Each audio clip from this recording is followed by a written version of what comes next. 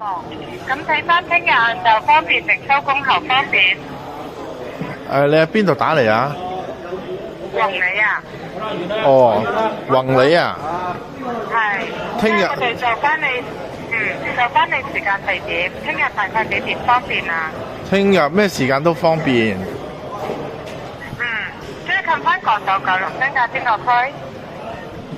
旺角咯，旺角近朗豪坊定雅南中心啊？朗豪坊啦。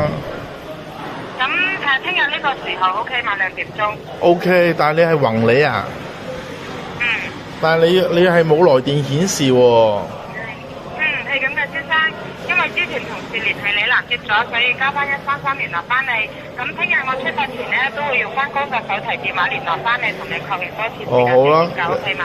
咁點稱呼你啊？2點。我姓張㗎。聽日2點喺翻旺角朗豪坊麥當勞等翻你先，有冇問題？咁你唔嚟咁點算啊？你俾咗 WhatsApp 我先啦。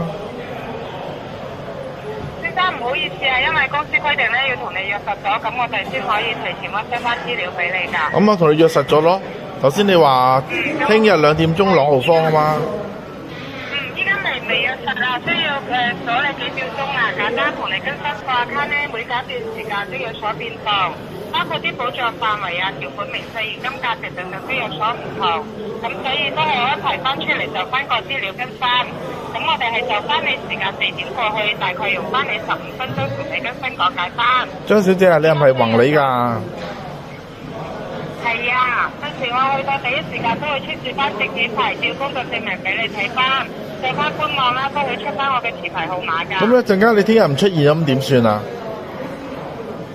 我唔會㗎，咁到時我約咗，即係約咗你聽日，咁我今晚提前將我嘅資料俾你先，有冇問題？你明唔明我講乜嘢啊？多市民都轉過工作㗎嘛。